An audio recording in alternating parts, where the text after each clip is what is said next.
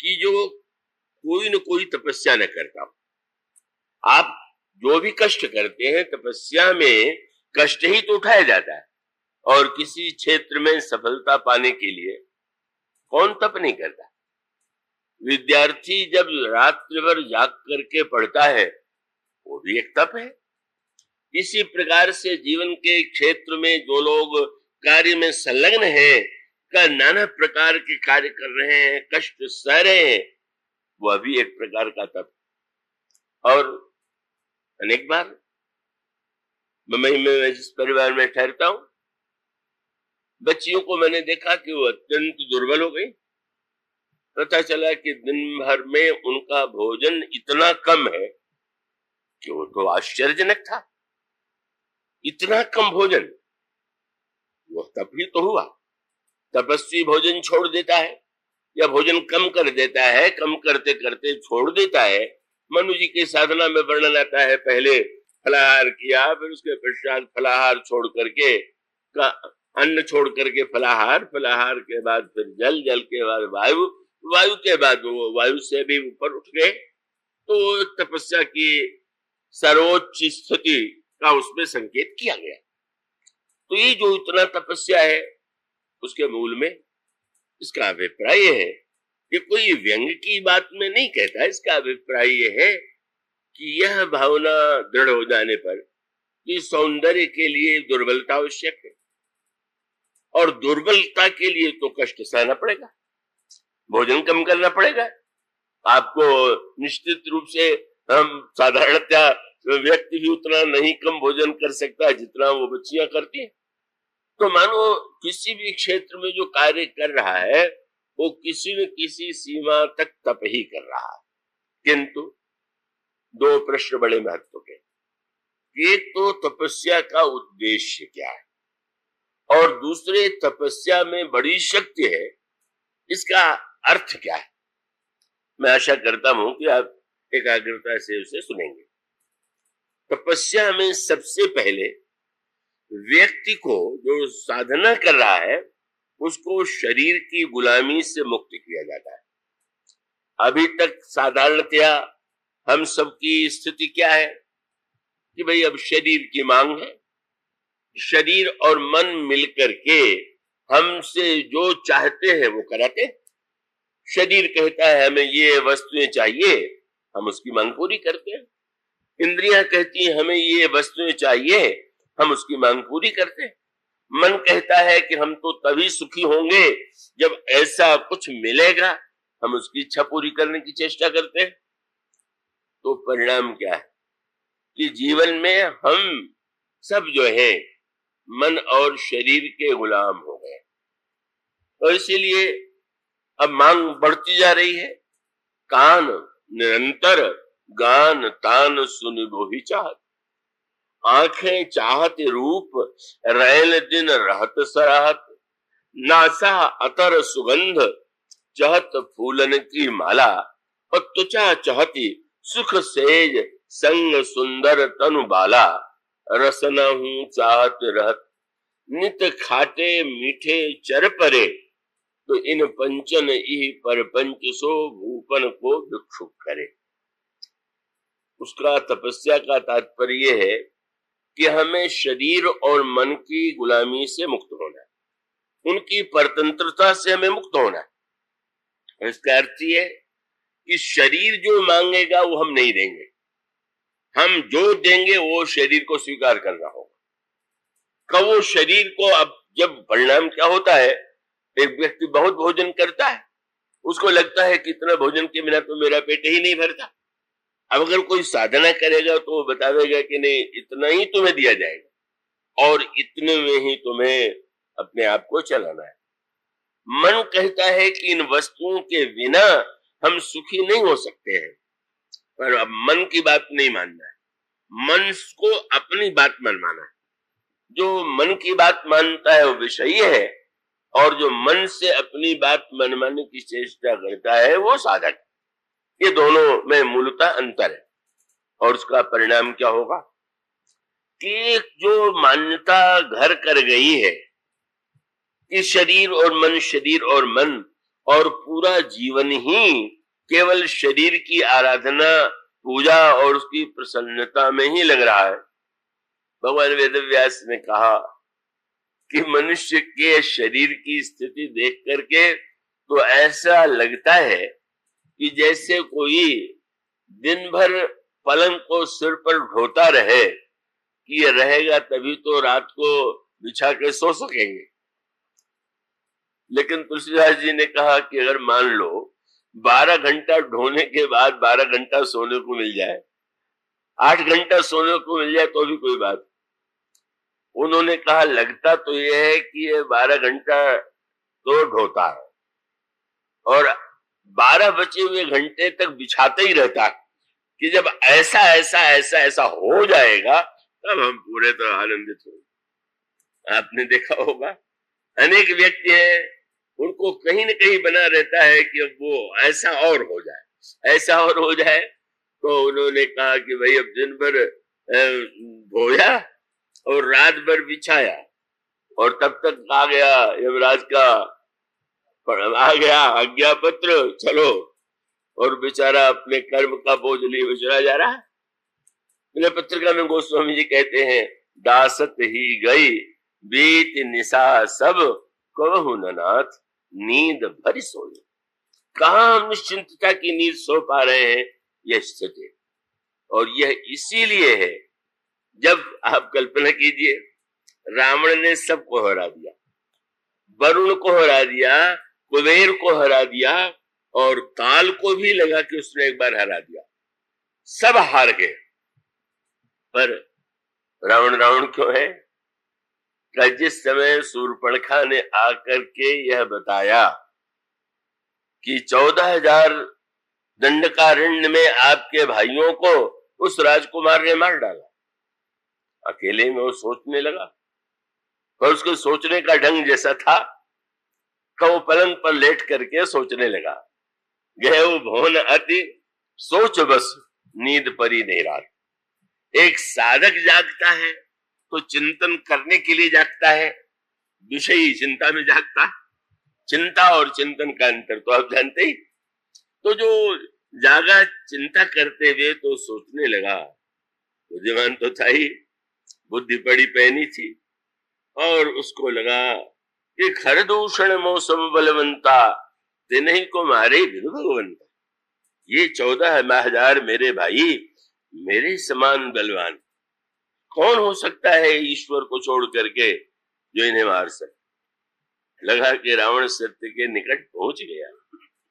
तो फिर प्रश्न आया, अच्छा जानने का फल तो एक ही होना चाहिए। रामायण में लिखा हुआ है, राम कृपा बिनु सुख अगर आई, जानिन जाई राम प्रभुताई, जाने बिनु न होई परतीति, बिनु परतीति होई नहीं प्रीति, प्रीति बिना नहीं भक्ति दृढ़ाई। जानने के बाद विश्वास होता है, विश्वास के बाद प्रेम होता है, और प्रेम करने से भक्ति में दृढ़ता आती। रावण ने तो जान लिया, और कई लोग तो अब भी समझ बैठे हैं कि बड़ा जानकार। अब भी यही गाते रहते हैं कि कुंभकर्ण रावण सब जानता था। रावण के जानने को जानना नहीं कहते, जानने का कोई अर्थ भी तो होना चाहिए। भाई ये रोशनी है, प्रकाश है, बड़ी उपयोगी है। पर बिजली जो आकाश में बरसात में आप देखते हैं, उसमें कितनी चमक होती है, और उस चमक से आपको कोई लाभ मिलता है क्या? उसकी चमक में प्रवचन होगा कि आप पढ़ेंगे कि कोई और कार्य करेंगे, उस चमक को देख के तो आप डरेंगे कि अब चमक हुई, अब गर्जना होगी, कड़कड़ाहट होगी, कान कई लोग पहले ही बंद कर लेते हैं और फिर चिंता करते हैं कहाँ गिरेगी क्या पता। मानो इतनी चमक भी अगर ऐसी ही हो कि घोर चमक हो और अंत में अभिमान की गर्जना हो, तो किसी पर गिरने वाली हो, इस बिजली का क्या अर्थ? तो रावण के जीवन के ज्ञान की विडंबना ये है कि अब वो शास्त्र का तो पंडित था ही, जानता है कि वे भगवान की भक्ति करनी चाहिए। उसने जो निर्णय किया, इससे लगा कि संसार को जीत लेने वाला रावण शरीर का गुलाम था। क्यों? बोले हाँ, कहते तो हैं शास्त्र कि भगवान का भजन करना चाहिए ले होई भजन नहीं तामस देहा। क्या अच्छा बहाना है। हमारा शरीर तो तमोगुणी है, इससे भजन नहीं हो सकता। और उस भले मनुष्य से कोई पूछे, कुंभकर्ण को जाने तो भीषण भी तो राक्षस कुल में उत्पन्न हुआ, उससे भजन हो सकता है, तुमसे नहीं हो सकता। इसका अर्थ है कि वो शरीर, बस अब तो मेरा जो सुख है वो तो शरीर में है, अब भजन के लिए इससे कौन छोड़े, हमसे नहीं भजन होने लगा। और ये उत्तर बहुतों के मन में आता है। कई बार लोग सोचते हैं तो ये जो वृत्ति है इसका अर्थ है सबको जीत लेने पर भी वो शरीर और मन को नहीं जीत पाया, और नहीं जीत पाया तो उसका दुष्परिणाम उसके जीवन में सामने आया। तो वस्तुतः तपस्या का मूल तात्पर्य है कि जो स्थूल शरीर है और जो मन है, अगर वही हमें जीवन भर चलाता रहा और जीवन के अंतिम क्षण तक हम केवल शरीर को सुखी करने का प्रयास करते रहे, तो इसका अर्थ हुआ कि हमने पाया हुआ अवसर और समय गंवा दिया। किसी ने पूछ दिया हनुमान जी से, आपने लंका को क्यों जला दिया? और लिखा है कि लंका के सारे मंदिरों को आपने जलाया, राक्षसों के निवास को गोस्वामी जी ने मंदिर लिखा। हनुमान जी रावण के नगर में जाने के बाद मंदिर मंदिर प्रतिकर शोधा, हनुमान जी प्रत्येक सारे कुंभकर्ण के मंदिर में, मेघनाथ के मंदिर में, सबके मंदिर में गए। अंत में दशानन गोस्वामी जी के गए, वो दशानन मंदिर में। तो मंदिर शब्द यूं पर्यायवाची दृष्टि से घर के लिए भी कह सकते हैं, लेकिन आप परंपरिया समाज में मंदिर उसे कहते हैं जहां पर किसी देवता का निवास। तो मानो संकेत ये विभीषण जी की बात आई, तो गोस्वामी जी ने कहा कि हनुमान जी ने देखा, आश्चर्य हुआ, रावण का मंदिर, मेघनाथ का मंदिर, कुंभकर्ण का मंदिर, सारे राक्षसों का मंदिर, ये केवल विभीषण का ही घर घर रह गया। बोले नहीं, बगल में था। क्या? बोले हरि मंदिर तह भिन्न बनावा। बहुत मीठी बात कही गई। हरि मंदिर उनके बगल में बना हुआ था, रहते थे इस भवन में, पूजा करते थे हरि मंदिर में। और इसका तात्पर्य क्या हुआ? मानो रावण के और सारे लंका के नगर में जिस देवता की पूजा होती है वह देवता शरीर है। देह देवता की पूजा में ही लगे हुए हैं सारे राक्षस, उसी में सुख मानते हैं। और हनुमान जी ने जब दशानन के मंदिर में प्रवेश किया तो उनको दिखाई पड़ा, अरे यह त्रैलोक के विजेता जो चोर बन करके जगत जननी को चुरा करके ले आया, यहां तो होना चाहिए, पर मंदिर महन दीख वैदे। देह के मंदिर में भला वैदेही कहां से दिखाई देंगी? देह के मंदिर का देवता देह है, और हरि मंदिर वहां जहां भगवान की पूजा की जाए, और देह मंदिर जहां प्रत्येक व्यक्ति देह मंदिर की पूजा में लगा हुआ। तो हनुमान जी से जब बंदरों ने पूछा कि आपने लंका के मंदिरों को क्यों जला दिया, तो उन्होंने कहा, भाई देह की मंदिर की पूजा का तो अंतिम रूप जलाना ही है। जितने लोग देह की पूजा करेंगे तो अंत में तो देह को जलाना पड़ेगा। तो मैंने क्या गलत किया? मैंने तो यही कहा कि भाई अब तुम जिस देवता की पूजा कर रहे थे वो देवता मरने वाला है, मर गया, अब इसको जला देना चाहिए। तो इसका अभिप्राय यही है कि सही अर्थों में देह से हम कैसे ऊपर उठे, और ऊपर उठने के लिए हमें अभ्यास करना पड़ेगा, धीरे धीरे संयम करना पड़ेगा, मन पर अधिकार पाने की चेष्टा करनी पड़ेगी, और उसमें समय लगेगा। ऐसा मान लें कि आज ही हम कुछ करें, एकादशी का व्रत करें और आज ही कोई चमत्कार हो जाए। एक सज्जन ने सुन लिया था कि गायत्री मंत्र जप करने से तेज बढ़ता है, तो जप करते समय शीशा रखे रहते थे। क्यों? बोले जप करके देखते थे कितना तेज बढ़ा।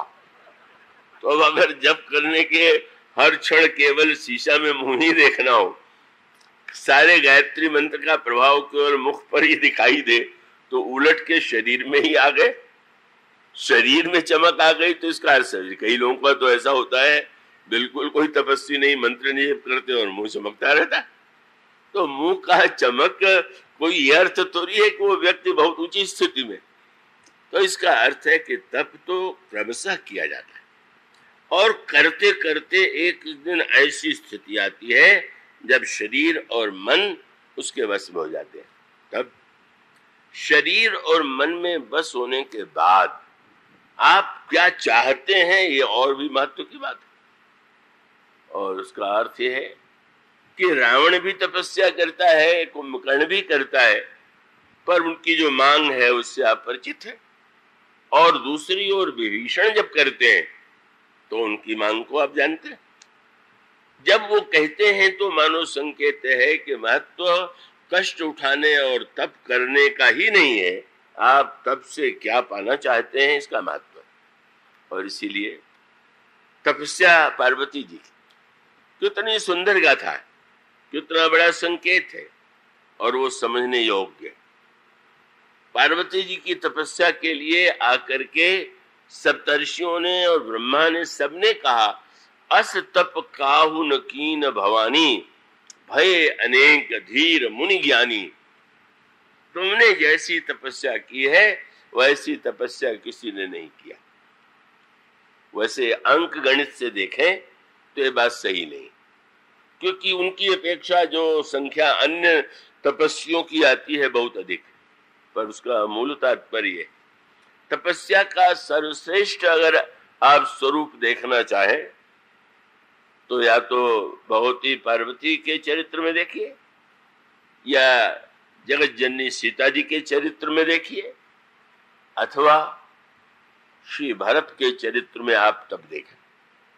पर वो तप जो है, उस तप की जो स्थिति है उसका संकेत क्या है।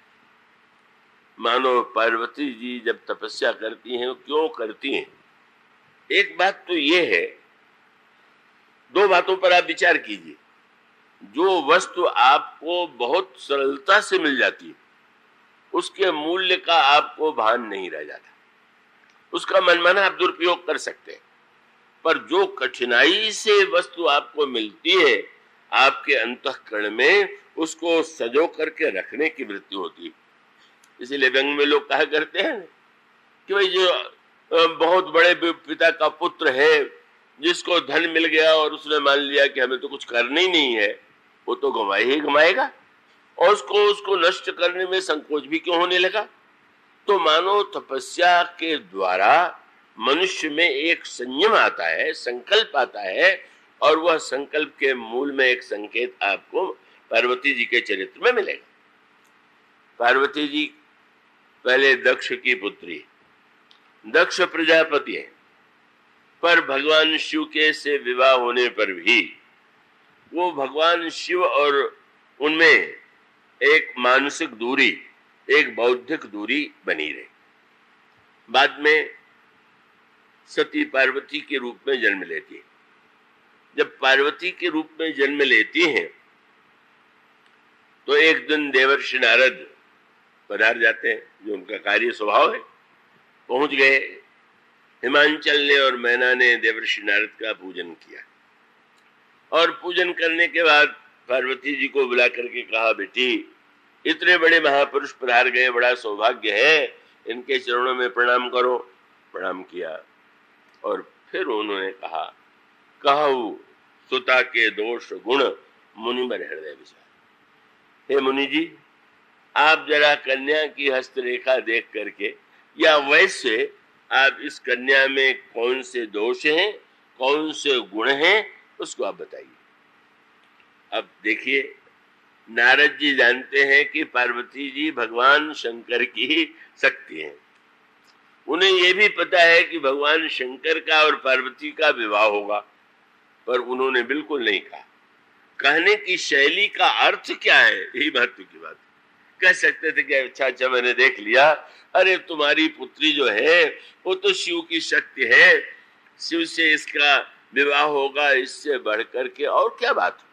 लेकिन उन्होंने क्या किया, आपने देखा और ये कहा कि तुम्हारी जो कन्या है सुता तुम्हारी सकल गुण खानी और सब लक्षण संपन्न कुमारी होई संतत पियहि प्यारी, सब बता दिया। उसके बाद सबसे अधिक चिंता तो होती है कि हमारी कन्या को पति कैसा मिलेगा। तो पूछा महाराज ये बताइए कि हमारी कन्या को वर कौन सा मिलेगा। आपने बिल्कुल नहीं कहा शंकर जी मिलेंगे। उनका वर का जो लक्षण है मैं बता देता हूं। क्या बोले? अगुण, अमान, मातु पितु हीना, उदासीन, सब संशय छीना, जोगी जटिल अकाम मन, नगन अमंगल वेश, अस स्वामी यही कह मिली परिहस्त सरे। कल्पना कीजिए ऐसा लड़का मिलेगा जिसमें कोई गुण नहीं होगा, स्वाभिमान नहीं होगा, माता पिता नहीं होंगे, जटा धारण करेगा, नंगा रहेगा। कोई माता पिता प्रसन्न हो सकते? बस सुन करके उन्होंने तो सिर पकड़ लिया। महाराज अच्छा आपने फल बताया, कन्या बहुत गुणवती है और पति ऐसा मिलेगा। क्यों? उसके पीछे आगे चल कर ऐसे प्रकट हुआ। तो महाराज अच्छा अगर ऐसा है तो इसके निराकरण का उपाय क्या है? तो उपाय भी तो लोग सरल सही चाहते हैं कि हम लोग छोटे मार्ग के फेर में रहते हैं, कोई इसके लिए विशेष कष्ट उठाना पड़े ऐसी हमारी वृत्ति नहीं है। तो उन्होंने कहा कि देखो, का मुनीस हेमंत सुनु, जो विधि लिखा लिलार, देव धनुज नर नाग मुनि कौन वेट न्यार।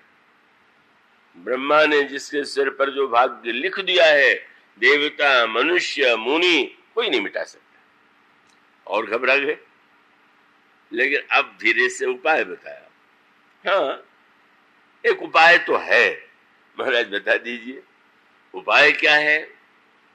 और वो एक बड़ा विस्तृत प्रसंग है। उन्होंने कहा कि वस्तुतः जैसा मैंने कहा है वैसा ही पति से मिलेगा, लेकिन ये जितने वर के दोष हैं तो मैंने विचार करके देखा कि शंकर जी में सब है। जे वर के दोष बखाने, ते सब स्योपह मैं अनुमाने। तो महाराज बोले जो विवाह शंकर सन होई, तो दोषो गुण सब कह सबको। असका विवाह अगर किसी तरह से शंकर जी से हो जाए तो वो तो दूषण को भूषण बनाने वाले हैं, तो उनका दोष भी गुण हो जाएगा। अभी नहीं बता रहे हैं कि विवाह होगा, जानते सब है। उसके बाद तो महाराज क्या उपाय है?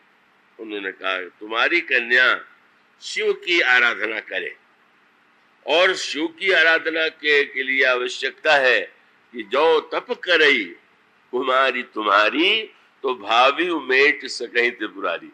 कोई न भावी थी न कोई संकट था, पर मुनि जी इतने चतुर हैं, साधना की दिशा में प्रेरणा देने के लिए, साधना के सत्य को प्रकट करने के लिए उन्होंने कहा शिव भाग्य बदल सकते हैं, पर शिव की प्रसन्नता के लिए इसे तपस्या करना होगा। बस बहुत बड़ा सूत्र है। तप का अभिप्राय दोनों ही पक्षों से, तप के द्वारा ही आगे चल करके और स्पष्टीकरण हो गया। अब माता पिता ने सुना तो बेचारे दुखित हो गए। इतनी छोटी अवस्था और इतनी सुकुमार मेरी कन्या कैसे तपस्या कर पावेगी। और तब दुखी हो गए, क्योंकि नारद जी ने कह दिया एक ही उपाय है, तुम्हें तुम्हारी कन्या को तप करना होगा। और तब पार्वती जी ने संभाल लिया। पार्वती जी ने दूसरे दिन प्रातः काल अपने माता पिता से कहा आज मैंने एक सपना देखा। क्या? बोले एक बहुत ही तेजस्वी ब्राह्मण ने स्वप्न में आकर के मुझसे कहा कि तुम जाकर के तपस्या करो। कैसी विचित्र विडंबना है। नारद जी कह गए तो उतना भरोसा नहीं हुआ जितना सपने में देखने की बात से। वस्तुतः पार्वती जी जानती थी कि अब मुझे इनके मन में यही चिंता होगी कि मेरी कन्या कैसे तप करेगी। तो इस तपस्या के लिए उन्होंने बड़ा सुंदर मुझे ऐसा उपदेश मिला है। तो आप आज्ञा दीजिए तो मैं तपस्या करने चली जाऊं। अब यह जो तपस्या है ये शुद्ध प्रेम मूलक तपस्या है। एक कष्ट व्यक्ति उठाता है दूसरों को कष्ट देने के लिए। जितने दुष्ट होते हैं बहुत कष्ट उठाते हैं। वो स्वामी जी ने जब कहा कि संत और असंत में कोई अंतर है, बोले कोई अंतर नहीं, दोनों दुख उठाने में निपुण है। संत भी बड़ा दुख उठाते हैं और असंत भी। तो महाराज फिर कोई अंतर है क्या? बोले हाँ एक ही अंतर है। बोले संत सहई दुख परहित लागी और पर दुख हेतु असंता भागी। वो सोचता है कि मेरे कष्ट उठाने से अगर इसका सत्यानाश हो सके, बहुत कष्ट मिल सके तो कोई बात नहीं, हम कष्ट सह लेंगे। मानो काव्य की भाषा में कहा गया, मक्खी घी में क्यों गिर गई? गिर कर तो मर जाती है। मानो कवि की भाषा में वो समझाने की चेष्टा की गई कि मक्खी तो बहुत बुरी प्रवृत्ति वाली है। उसने घी को शुद्ध देखा तो सोचा कि इसको गंदा कैसे करें। बोले मर जाए तो मर जाए, पर वो पूजा के काम का तो न रह जाए। यूं हम लोग मक्खी निकाल के भी कर लेते हो उपयोग, ये बात अलग है, लेकिन वो तो चेष्टा यही कर रही है।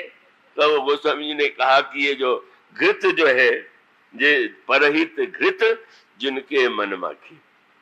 तो ऐसी स्थिति में ब्राह्मण की तरह दूसरों को कष्ट देने के लिए तो कष्ट उठाना, इतनी का लिखा हुआ कीन विविध तप तीनू भाई और परम उग्र नहीं बरन सजाई। महान उग्र तप किया और ऐसा तप किया कि ब्रह्मा और शंकर आ गए, पर वरदान हम काहू के मरे न मारे। और यहाँ मानो जहां पर लक्ष्य कितना पवित्र है, शिव को पाना।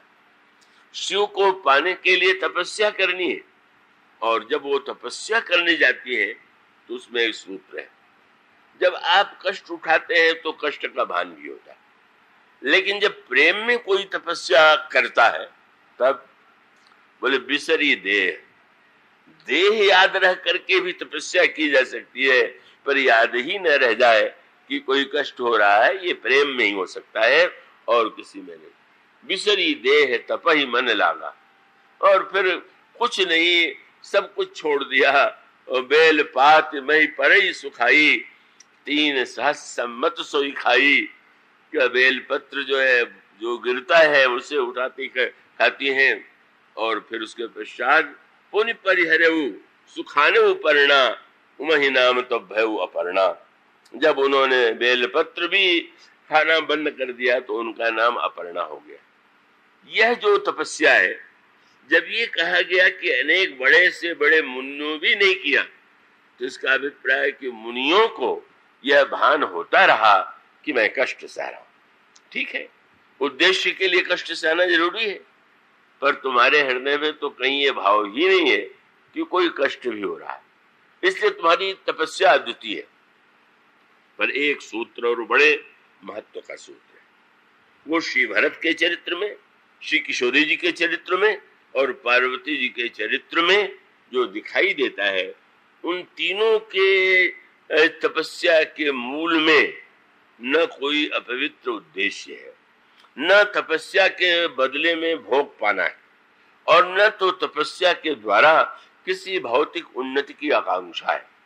जहां तपस्या केवल सहज भाव से ऐसा दिव्य प्रेम है कि शरीर के धर्म, मन के धर्म उनके जीवन में व्याप्त नहीं रहते, तो उस तपस्या की कसौटी बहुत बढ़िया गोस्वामी जी ने कहा कि श्री भरत जी जब तपस्या कर रहे हैं तो उनको तपस्या की आवश्यकता है क्या?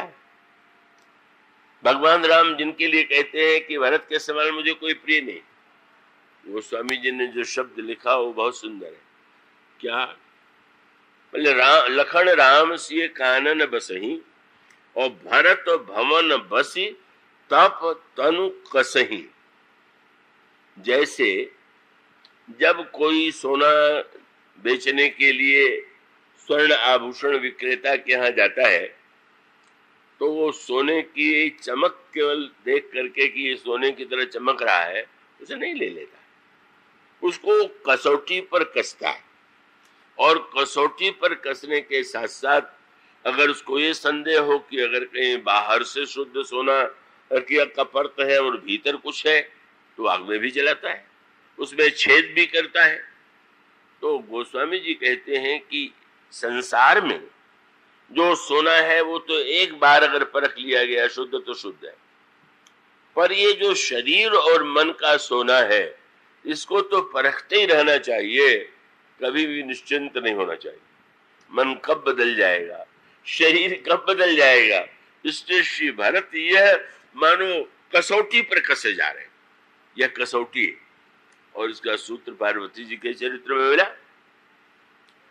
भगवान शंकर ने काम को जला दिया। सप्तर्षि आए फिर से परीक्षा लेने के लिए, एक बार पहले भी आए थे, और जब आए तो उन्होंने कहा आपने सुना क्या महाराज? बोले शंकर जी ने काम को जला दिया। बड़े शांत भाव से सुन लिया, मुस्कुराने लगे। इस समाचार को सुन के आप मुस्कुरा रहे हैं? विवाह करने जिससे जा रहे हैं उसने काम को जला दिया, तो विवाह होने से कोई लाभ है क्या? कैसी आपकी बुद्धि है? पार्वती जी ने तुरंत कहा कि समाचार आप लोगों ने देर से दिया, हम लोगों से पहले कौन पहुंच गया? बोले पहुंच नहीं गया, मैं जन्म जन्म से यह जानती हूं कि हमारे जान सदा शिव जोगी और अज अनवद्य अकाम अभोगी। जो मैं जानती हूं प्रारंभ से हमारे शिव अभोगी हैं, अकाम हैं। जो मैं शिव से अस जानी प्रीति समेत कर्म मन बानी। जो तो हमारपन सुनहु मुनीषा करी है सत्य कृपा निधि ईशा। और तब चुप हो गए। फिर व्यंग भी पहले कर चुके थे कि अंत में पत्थर की बेटी से ऐसी आशा की जा सकती? तुम जो है सुनत बचन बेसे ऋषय गिरि संभव तो देह। इस साक्षेप को सुन करके भी मुस्कुरा करके उन्होंने कहा बहुत अच्छी बात है, आप मुझे पत्थर की बेटी समझते हैं तो ठीक है, पर पत्थर की बेटी को जो उपदेश देने की चेष्टा करे वो क्या बुद्धिमान है क्या? पत्थर उपदेश सुनता है क्या? और तब उन्होंने व्याख्या किया। उन्होंने कहा हमारे पिता अगर पत्थर के हैं तो अविचल निष्ठा है, और उस पर्वत में ही सोना भी निकलता है, और जो सोना निकलता है उसकी विशेषता यही होती है कि कनकौ पुनि पसानते होई जारे उस सहज न परिहर सोई। वो पत्थर के खान के बाद निकला हुआ भीतर का सोना जो है वो जलाने पर भी अपना अपनत्व नहीं छोड़ता। तो शंकर जी ने जला करके वस्तुतः ये मेरे प्रेम श्रद्धा के स्वर्ण की परीक्षा ली है, ये कोई काम के जलाने की बात का तो कोई अर्थ ही नहीं। बस गदगद हो गए। तुम आया भगवान शिव सकल जगत पितु मातु। मानो संकेत यही है कि तपस्या तो जीवन में कर ही रहा है व्यक्ति, लेकिन जब वह तपस्या ईश्वर के लिए, ईश्वर के प्रति प्रेम के लिए, ईश्वर को पाने के लिए किया जाते है, तब वो तपस्या सार्थक होती है। और वो तपस्या माने कसौटी पर शरीर को कसा जा रहा है, मन को कसा जा रहा है, और उसमें कोई विकृति नहीं है, तो तपस्या। तो तुलसीदास जी ने इनका जो परिचय दिया उनका तो नाम ही है ते ही अवसर एक तापसा। प्रेम का सबसे पहला लक्षण है, उसमें जो कष्ट सुख पाने के लिए जो प्रेम करता है वो तो प्रेम करना ही नहीं जानता है। प्रेम तो किया जाता है केवल कष्ट उठाने के लिए, तपस्या है प्रेम। ऐसी स्थिति में मानो यह तापस कौन है? प्रेम। और प्रेम जब होगा तो तपस्वी होगा।